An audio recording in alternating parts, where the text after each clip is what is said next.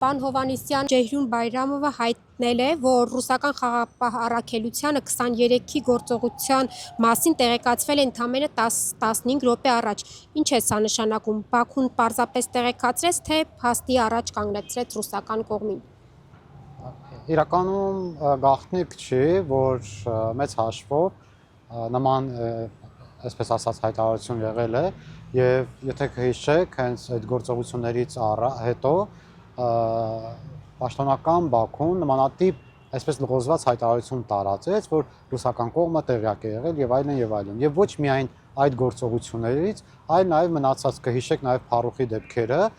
Փարուխի դեպքերի մասով եւս Բաքուն պաշտոնական ճիշտ է լղոզված, բայց ամեն դեպքում տողատակերով հայտարարություն կատարեց, որ ռուսական կողմը տեղյակ է եղել։ Այս առումով ես կարծում եմ, որ պարզապես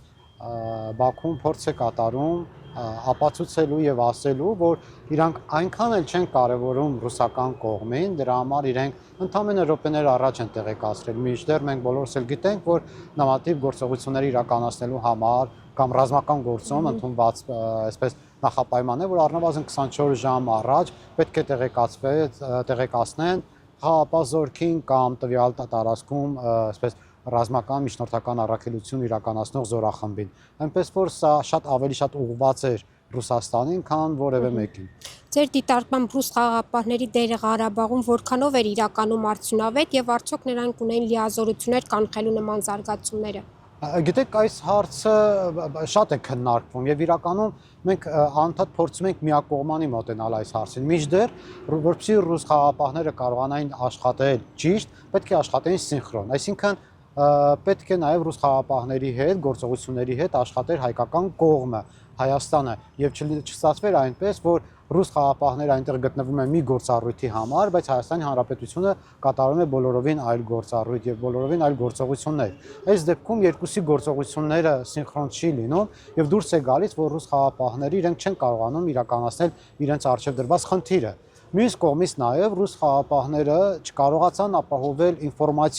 առնվազն ինֆորմացիոն հոսքը եւ ժամանակին իրենք ինֆորմացիաները չէին տրամադրում, չէին հրապարակում եւ դրանից օգտվում էր ադրբեջանական կողմը։ Այս առումով պետք է ասեմ, որ ռուս խաղաղապահները իրապես թերացան իրենց գործում եւ իրենք չկարողացան ինֆորմացիոն առումով ապահովել իրենց համար անհրաժեշտ ալիբիներ, որպեսզի հետագայում խուսափեն ավելի մեծ բախումներից։ Բայց արդյոք կարելի է ենթադրել, որ Մոսկվան նախապես տեղյակ էր սպասվող գործողությանը, բայց որոշեց չմիջամտել, խուսափելով Բաքվի հետ լարվածությունից։ Ես չեմ կարծում, որ Մոսկվան տեղյակ չէ լինի, եթե ոչ պաշտոնապես, ապա գոնե ոչ պաշտոնապես, առնվազն Մոսկվան պետք է որ տեղյակ լիներ սպասվող գործողությունների մասին։ Սրան նաև ես պետք է գումարեմ, որ Ակնայում տեղակայված էր ռուս-թուրքական մոնիտորինգային խումբը, որով որ իրականացվում էր ATS-ներով, այսպես վերահսկողություն, եւ այստեղ եւս ռուսական կողմը միանշանակ տեսել է եւ գիտակցել է, որ տեղի ունենում որոշակի տեղաշարժ եւ ինքը միանշանակ կարող էր իմանալ, եթե ոչ մի բանից ինքը տեղյակ չի եղել, հետախուզական ոչ մի միջոցներից տեղյակ չի եղել, ապա մոնիտորինգային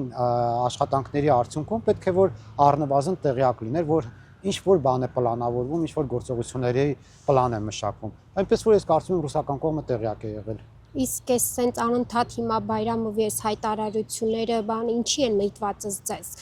Իրականում իրանք փորձում են մեղավորության սլաքները բոլորովին այլ տեղ ուղղել, տեսեք, այստեղ Ադրբեջանը շատ մեծ խնդիր ունի Արցախայության վերադարձի հետ կապված եւ ինքը դուրս է գալիս, որ բռնի տեղահանում է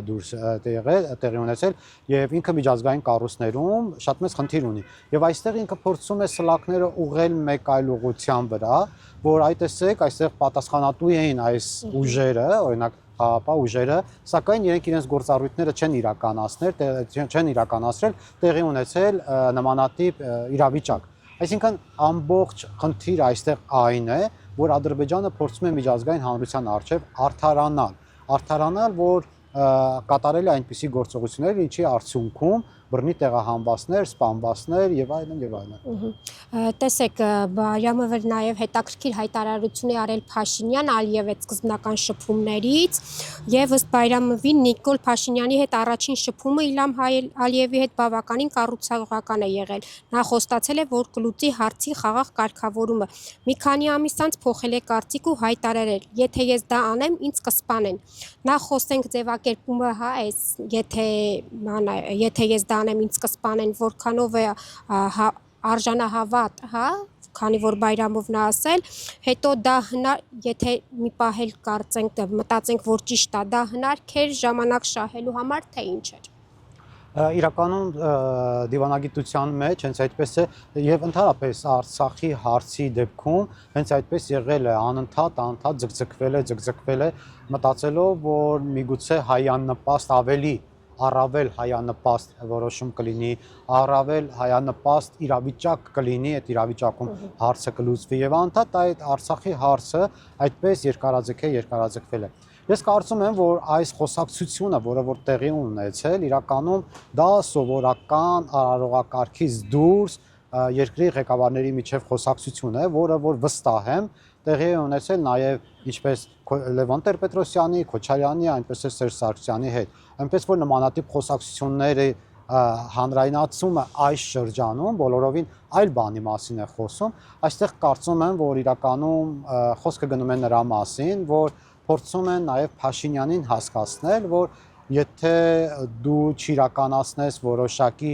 բանավոր պայմանավորվածություններ, ապա մենք սկսենք այսպես այդ բանավոր մեր խոսակցություններից դրվագներ հրապարակել, որը որ քո հասարակության մոտ լավ չի ընկալվի։ Սա կարծում եմ շանտաժի միջոց է, որ կարողանան ազդել նաև այս կերպ նաև ազդել Հայաստանի Հանրապետության իշխանության վրա իրենց համար անհրաժեշտ արդյունքը ապահովելու համար։ Իսկ իրենց համար անհրաժեշտ արդյունքը դա միանշանակ այսպես կոչված Զանգեզուրյան Միջանցքի ձեռքբերումն է Հայաստանի Հանրապետության ստորագրությամբ։ Տեսեք, մենք Հայաստանի Հանրապետության իշխանությունը կարծես թե ձեռքերը լվացել մի կողմ է քաշվել գերիների եւ այնտեղ պահվող այլ քաղաքացիական անձանց մասով, որը որ Ադրբեջանը համարում էր իր համար շանտաժի գործիք եւ մտածում էր, որ կարող է դրանով ազդել Հայաստանի Հանրապետության իշխանության վրա։ Եվ այս գործիքակազմը լիարժեք չաշխատելու պատճառով ես կարծում եմ եւ մենք ականատես կլինենք մոտ ապագայում, որ Ադրբեջանից էլ ավելի սուր, այսպես ասած, աշխատանքային զրույցներ կարող են հրապարակվել։ Բայց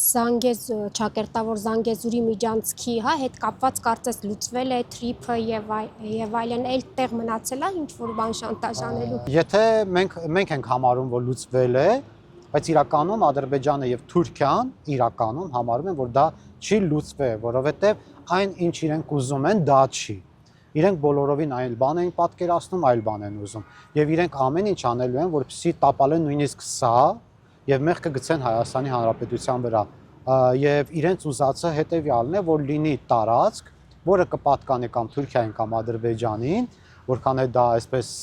երևակայական թվա, բայց իրականում իրանց ուզածը հենց դա է եւ որ այդ տարածքի վրա եւ ոչ հայերը եւ ոչ մեկ չի ունենա որևէ իրավական իրավասություն։ Այնպես որ այդ ճակերտավոր ասած Զանգեզուրյան Միջանցքը Ադրբեջանի եւ Թուրքիայի համար դեռևս լուծված չի։ Բայց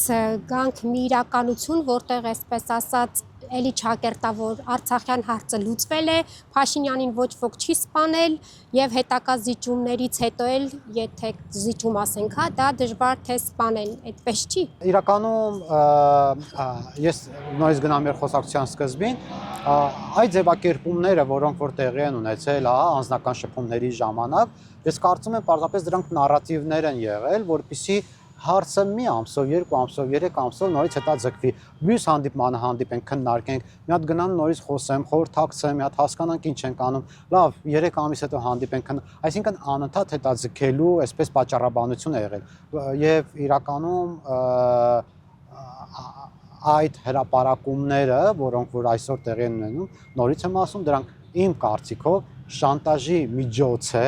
որը որ փորձում է վերջին ճիգերը գործադրելով օգտագործել Ադրբեջանը։